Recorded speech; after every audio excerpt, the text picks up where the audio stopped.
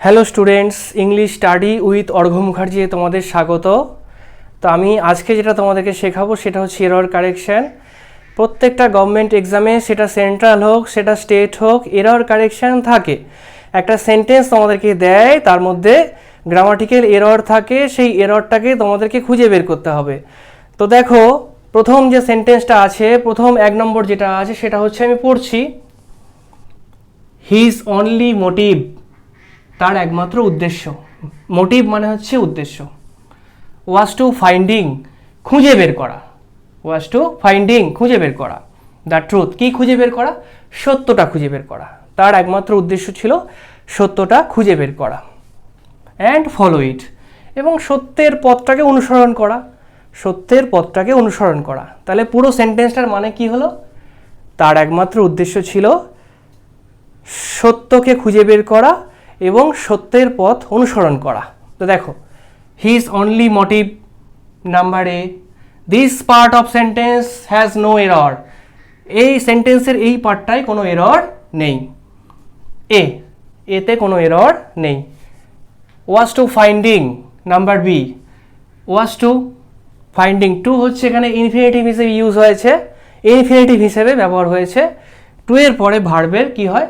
Base ফর্মটা হয়, present ফর্মটা হয়। টু ফাইন্ড, টু ফাইন্ড, এখানে ফাইন্ডিং আছে, দেখো FINDING, ফাইন্ডিং আছে। Finding should be replaced with find, then the whole sentence should be correct. The truth and follow ইট, তাহলে কোন পার্ট অফ সেন্টেন্স এরর আছে? নাম্বার বিতে এরর আছে। তাহলে টু এর পরে সাধারণত ভার্বের সঙ্গে ING যুক্ত হয় না, কিন্তু কিছু কিছু ক্ষেত্রে ব্যতিক্রম থাকে। যেমন ধরো, ইউজ টু, অভ্যস্ত হওয়া, কোনো কিছুতে অভ্যস্ত হওয়া, ইউজ টু, তারপরে কিন্তু ভার্বের সঙ্গে ING বসতে পারে। যেমন, I am not use to swimming in the river. I am not use to swimming in the river, মানে আমি নদীতে সাঁতার কাটতে অভ্যস্ত নই। I am not use to swimming in the river. Use টুর পরে ভার্বের সঙ্গে ING যায়, এটা হচ্ছে কি ফিক্সড প্রিপোজিশন না? ইউজ টু, ইউজ টুর পরে ভার্বের সঙ্গে ING যায়। তাছাড়া আরও কিছু কিছু ব্যতিক্রম আছে।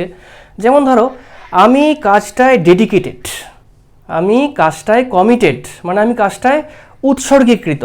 এই ক্ষেত্রে কিন্তু ভার্বের সঙ্গে ING যায়। I am committed to helping the poor, I am dedicated to helping the poor. Dedicated to, committed to, এরপরে কিন্তু ভার্বের সঙ্গে ING যায়। সাধারণত ফিক্সড প্রিপোজিশন যেটা টু, যেটা যে ভার্বের পরে বসে, তারপরে কিন্তু ভার্বের সঙ্গে ING যায়। যেমন, I am dedicated to helping the poor, I am committed to helping the poor, এইসব ক্ষেত্রে ব্যতিক্রম, কিন্তু সাধারণত ভার্বের সঙ্গে ING যায় না টু এর পরে। আশা করি বুঝতে পেরেছ। দেখো, নাম্বার 2তে কি আছে? ইফ ইউ হেট মি, যদি তুমি আমাকে ঘেন্না করো, then you should leave my house, তাহলে তোমার উচিত হবে আমার বাড়ি ছেড়ে চলে যাওয়া। Okay, if you hate me, number A, এই পার্ট অফ সেন্টেন্সে কোনো এরর নেই। যদি তুমি আমাকে ঘেন্না করো, দেন ইউ শুড, এই পার্ট অফ সেন্টেন্সে এরর আছে। নাম্বার বিতে এরর আছে। কেন? দেন ইউজ করা হয়েছে। দেখো, ইফ ক্লজ থাকলে, বাক্যে ইফ ক্লজ থাকলে কিন্তু দেন ইউজ করা একদমই উচিত হবে না। বাক্যের মধ্যে যদি ইফ ক্লজ থাকে তাহলে then should not be used. Put a comma, put a comma instead of then. Okay, comma দেওয়া উচিত, তবেই সেন্টেন্সটা ঠিক হবে। দেনের জায়গায় কি করা উচিত? কমা দেওয়া উচিত। তাহলে কোন পার্ট অফ সেন্টেন্সে এরর আছে? নাম্বার বিতে এরর আছে। তাহলে নাম্বার বিতে তোমাদের কি করতে হবে? ক্লিক করতে হবে বা গোল করতে হবে, তাহলে সেন্টেন্সটা কারেক্ট হয়ে যাবে। কিন্তু গ্রামাটিক্যাল এরর ধরতে হবে তোমাদেরকে। গ্রামাটিক্যাল এরর নাম্বার বিতেই আছে। ওকে, নাম্বার 3, নাম্বার 3তে কি আছে? No sooner did he open the door, যেই মাত্র সে দরজাটা খুলেছিল, যেই মাত্র সে দরজাটা খুলেছিল।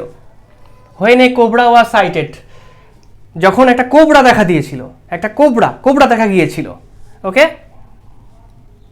ওয়াজ সাইটেড, দেখা গিয়েছিল। Lying just near threshold, just চৌকাটের থেকে নেমেই সে শুয়েছিল, কোবরাটা শুয়েছিল। তো দেখো, no sooner did he open the door, number A, এই পোর্শন অফ সেন্টেন্সে কোনো এরর নেই। এই পোর্শন অফ সেন্টেন্সে কোনো এরর নেই। ডিড থাকলে ওপেনই হয়, ডিড থাকলে ওপেনই হয়, মানে ভার্বের প্রেজেন্ট ফর্মটা হয়, ভার্বের প্রেজেন্ট ফর্মটা হয়। ওকে, যদি এখানে ডিডের বদলে হ্যাড থাকতো তাহলে কি হতো, ভার্বের থার্ড ফর্মটা হতো opened. What is the past participle form of open? It's opened, opened হতো, open, opened, opened. Okay, when a cobra was sighted, this portion of sentence has an error. Number B has an error. Okay, when should be replaced with than, when should be replaced with than, THN, when এর জায়গায় তোমাদেরকে than করতে হবে, THN, than থাকলে তবেই সেন্টেন্সটা error থাকতো না, কিন্তু এরর খুঁজতে হবে তোমাদেরকে, গ্রামাটিক্যাল এরর খুঁজতে হবে। This part of sentence has an error, when এর জায়গায় কি বসবে, than, THN।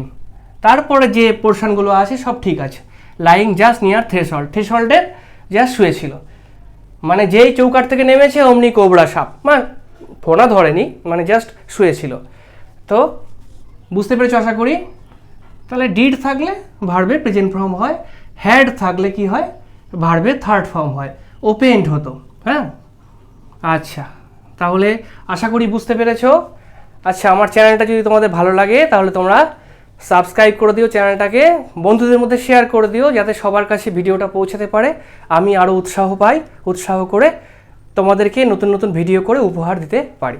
দেখো নাম্বার 4-এ কি আছে, হি বিহেভস অ্যাজ ইফ, সে এমন আচরণ করে, he was the chief of the organisation, যেন সেই সংস্থাটার সে প্রধান।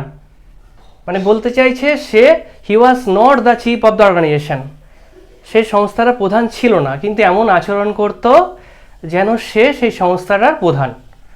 তো আমি যেটা নই সেটা যদি আমি নিজেকে ভাবি বা কল্পনা করি তাহলে কি হয়, ওয়াস হয় না।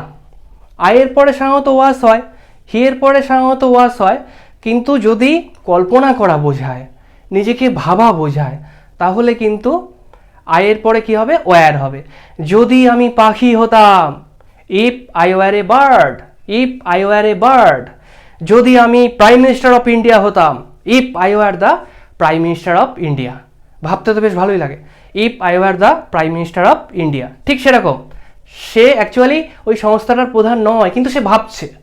অতএব ভুল কোথায় আছে তোমরা নিশ্চয়ই ধরে ফেলেছো বা বুঝতে পেরেছো। তো দেখো, he was the chief, was, was should be replaced with were, was should be replaced with were. He behaves as if he were the chief of the organisation. হয়েছে? তাহলে ভুল কোথায় আছে, এরর কোথায় আছে, তোমাদেরকে এরর ধরতে হবে, গ্রামাটিক্যাল এরর ধরতে হবে। তাহলে ভুলটা কোথায় আছে, ভুলটা হচ্ছে option B, option B, option B, was should be replaced with were. Okay, তাহলে সেন্টেন্সটার মধ্যে এরর আছে নাম্বার বি। ওকে, দেখো নেক্সট ওয়ান কি আছে, number 5, I regard him my father, I regard him my father, আমি তাকে আমার বাবার মতন সম্মান করি, শ্রদ্ধা করি। রিগার্ড কথাটার মানে হচ্ছে সম্মান বা শ্রদ্ধা করা। বিকজ, কারণ, হি অলওয়েজ এনকারেজেস মি, সে সবসময় আমাকে উৎসাহ দেয়, এনকারেজ করে। At the time of difficulty, কঠিন সময়, দুঃসময়ে সে আমার পাশে থাকে। আর ডি হচ্ছে নো এরর। যদি সেন্টেন্সটার মধ্যে কোনো রকম ভুল না থাকে তাহলে তোমাদেরকে নো এররে ক্লিক করতে হবে বা গোল করতে হবে। ওকে, তাহলে ফার্স্ট পার্ট অফ সেন্টেন্স দেখো, A, I regard him my father, আমি তাকে আমার বাবার মতন সম্মান করি বা শ্রদ্ধা করি। তো রিগার্ড হচ্ছে ভার্ব, সম্মান করা।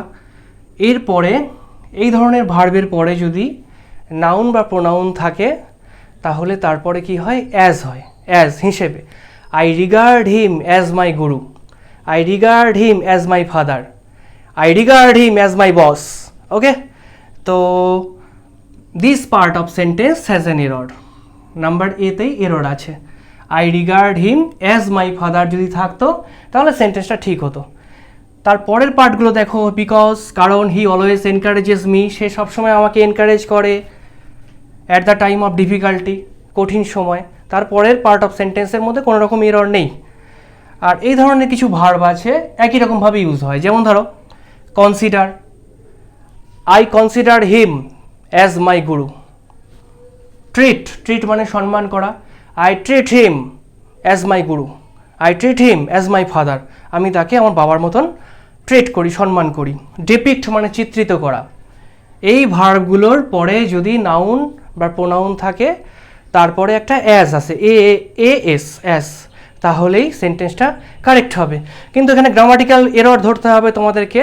তো first part of sentence has an error, number এটা ভুল আছে। আশা করি বুঝতে পেরেছো।